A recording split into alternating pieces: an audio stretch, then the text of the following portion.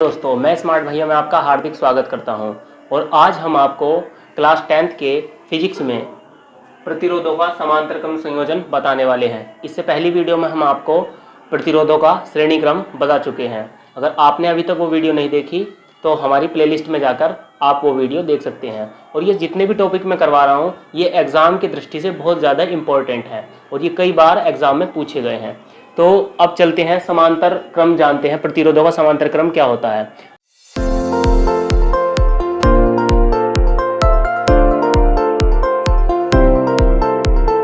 ठीक है, इसमें हमें क्या होता है, इन सारे प्रतिरोधों का एक सिरा एक बिंदु पर जोड़ दो। यहां पर एक बिंदु है, मान लो यहां पर ए बिंदु है कोई, और इनका दूसरा सिरा जो है इन सबको मिलाकर यहां पर एक सिरे पर जोड़ दो। और यहां पर हम बैटरी लगा देते हैं, बैटरी से करंट फ्लो होता है। ये आई का मतलब है धारा, इसमें बिजली बह रही है। इस प्रकार से जैसे ही धारा इस पॉइंट पे जाती है वो तीन भागों में बढ़ जाती है, I1, I2 और I3। ठीक है, उसके बाद ये धारा इसमें बहने के बाद जब यहां पर मिलती है फिर I बन जाती है। यहां पर कुंजी लगी हुई, जैसे हम कुंजी को ऑन करते हैं करंट फ्लो होना शुरू हो जाता है, और जैसे ही हम कुंजी को बंद करते हैं ये करंट बंद हो जाता है इस परिपथ के अंदर। ठीक है, हमारे घरों में जो वायरिंग होती है वो इसी क्रम में होती है, समांतर क्रम में। ठीक है, अब जानते हैं। देखो यहां पर क्या लिखा हुआ है, माना तीन प्रतिरोध R1, R2, R3 इस प्रकार जुड़े हैं कि सभी प्रतिरोधों का पहला सिरा बिंदु A से, सभी प्रतिरोधों का पहला सिरा बिंदु A से, यहां पर बिंदु A है, तथा दूसरा सिरा बिंदु B से जुड़ा है, यहां पर बिंदु B से जुड़ा है, तथा जिनमें बहने वाली धारा I1, I2, I3 व सिरों के बीच लगने वाला विभवांतर V है। यानी कि यहां से विभवांतर जो है V लगा और इस वाले सिरे पर भी विभवांतर V होगा। इसमें दरअसल ओम का नियम काम करता है। ओम का नियम किसी चालक के सिरों के बीच लगने वाले विभवांतर जो होता है वो उसमें बहने वाली धारा के अनुक्रमानुपाती होता है। ओम का नियम ये कहता है कि किसी चालक के सिरों के बीच जो लगने वाला विभवांतर होता है ना, वो उसमें बहने वाली धारा I के अनुक्रमानुपाती होता है।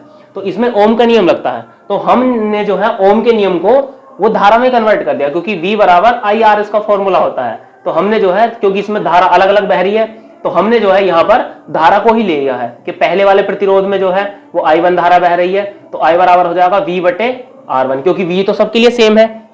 और दूसरे प्रतिरोध के लिए V बटे R2, और तीसरे प्रतिरोध के लिए I3 बराबर V बटे R3। और जानते हैं कि कुल धारा मिलाकर हमने मान लिया कि इन तीनों को मिलाकर जो है I प्रकार की धारा बन गई।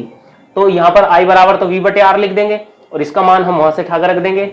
I2 की वैल्यू ये है, ये यहाँ पर पुट कर दो। I3 की वैल्यू ये है, ये यहाँ पर पुट कर दो। इसमें से देखो आप ऊपर से देख सकते हैं कि यहाँ से जो है V कॉमन ले सकते हैं। तो जैसे हमने V कॉमन लिया तो यहाँ पर V1 बटे R1, 1 बटे R2 और 1 बटे R3 बचेगा। इस V से ये V जो है कैंसिल हो जाएगा, क्योंकि ये इसके डिवाइड में चला जाएगा और ये V से भी कट जाएगा। तो यहाँ पर 1 बचेगा। तो 1 बटे R बराबर 1 बटे R1, 1 बटे R2 और 1 बटे R3, ये वाली वैल्यू पूरी बच जाएगी। ये तो V कैंसिल हो जाएगा। ठीक है, तो इस प्रकार आप समझ सकते हैं। ये मैंने आपको बहुत आसान वे में समझाया है, क्योंकि बुक में जो है ये काफी लेंथी है। और यहाँ पर आप देख सकते हैं कि ये जो है, और इसके बारे में एक और पॉइंट ये इंपॉर्टेंट है कि जो समांतर क्रम का जो संयोजन होता है उसमें प्रतिरोधों का मान कम निकल के आता है, क्योंकि बटे में होते हैं, अपोन में होते हैं ना एक दूसरे के।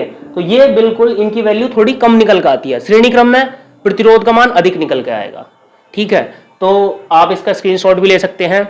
और कैसी लगी वीडियो हमें एक बार कमेंट सेक्शन में जरूर बताना।